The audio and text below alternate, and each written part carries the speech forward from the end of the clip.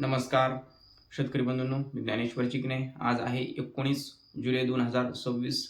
आपला पुढील हवामान अंदाज हा 25 जुलैपर्यंतचा आहे.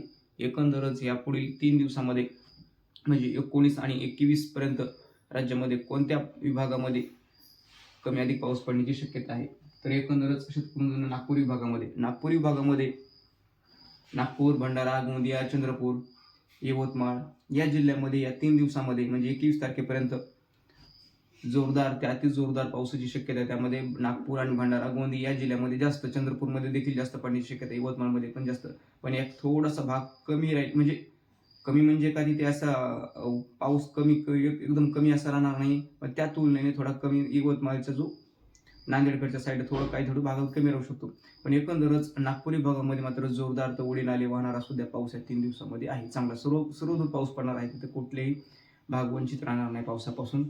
तर आता अमरावती विभागामध्ये पाऊस कोणत्या जास्त जिल्ह्यामध्ये पडणार? तर अमरावती विभागामध्ये अमरावती, अकोला, बुलढाणा, वाशिम, यवतमाळ हे 4-5 जिल्ह्यामध्ये 5 जिल्ह्यामधून थोडासा पाऊस हा काही भागामध्ये कमी पडू शकतो. पण बऱ्याच भागामध्ये म्हणजे जवळपास 90% भूभागामध्ये इथे चांगला जोरदार पावसाची शक्यता आहे. या 3 दिवसामध्ये जोरदार ते काही ठिकाणी मध्यम सुद्धा पाऊस पडण्याची शक्यता आहे. पण अमरावती आणि अकोला या जिल्ह्यामध्ये मध्यम ते जोरदार, अति जोरदार, मुसळधार देखील पावसाची शक्यता आहे. तर आता नाशिक विभागामध्ये जळगाव, धुळे, नंदुरबार इथे मात्र या 21 तारखेपर्यंत मध्यम तर काही एखाद 2 ठिकाणी जोरदार पावसाची शक्यता आहे. नाशिक जिल्ह्यामध्ये देखील जोरदार पावसाची शक्यता आहे. काही भागामध्ये मध्यमच पावसाची शक्यता आहे. तर अहिल्यानगर जिल्ह्यामध्ये काही भागामध्ये हलक्या पावसाची शक्यता, काही भागामध्ये मध्यम तर काही भागामध्ये जोरदार पावसाची शक्यता आहे.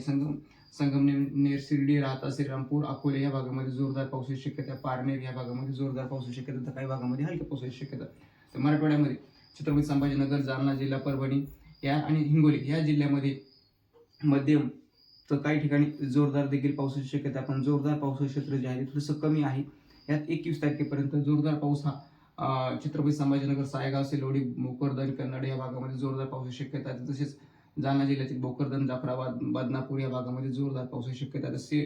परभणीमध्ये सेलू, जिंतूर या भागामध्ये जोरदार पावसाची शक्यता आहे.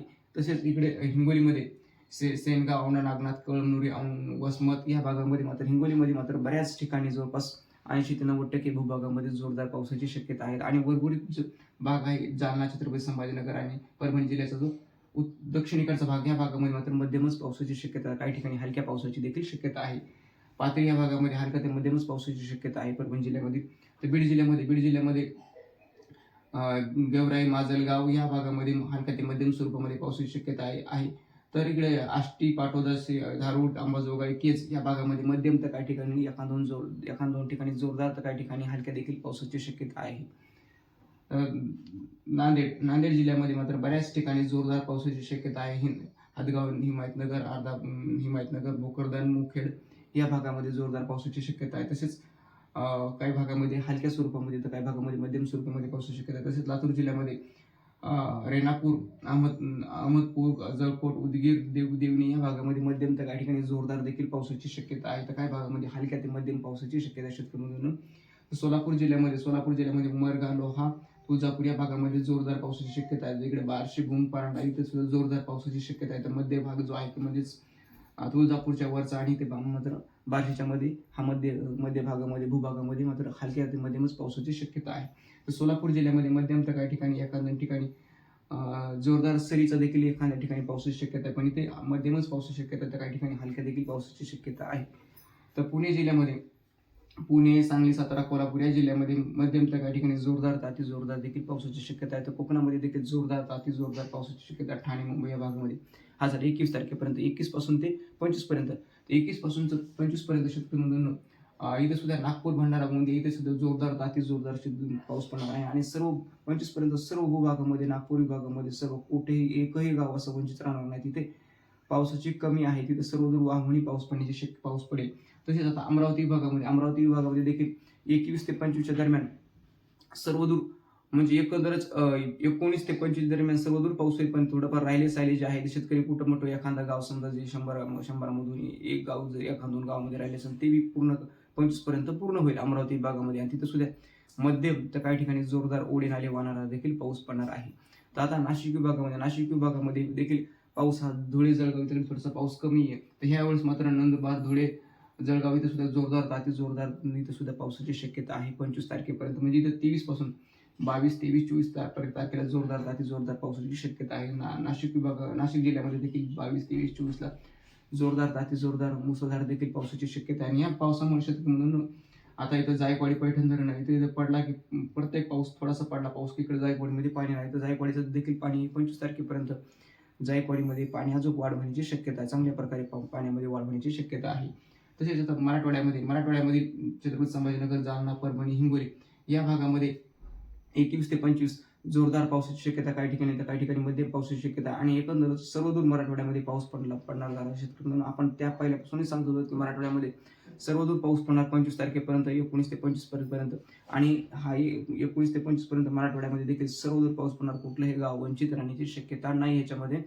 आणि थोडंसं प्रमाण कमी जास्त होईल मराठवाड्यामध्ये. काही ठिकाणी मध्यम पाऊस, तर काही ठिकाणी जोरदार, तर काही ठिकाणी अति जोरदार ओढी नाले वाहणारा पाऊस हा उत्तर मराठवाड्यामध्ये जास्त राहण्याची शक्यता आहे, तर मध्य मराठवाड्यामध्ये थोडासा कमी राहण्याची शक्यता आहे.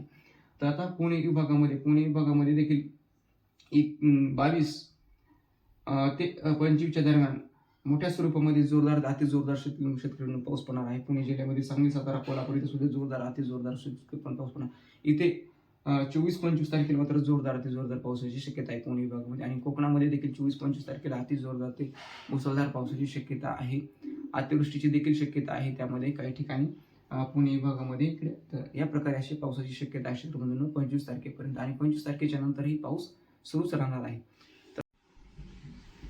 तर उजनी धरण शेतकऱ्यांना उजनी धरणामध्ये देखील यावर्षी पाणी अजून येण्यास सुरुवात होणार. 25 तारखेपर्यंत उजनी धरण अजून 2-3 टक्क्यांनी वाढ होण्याची शक्यता आहे उजनी धरणामध्ये आज 19 तारीख.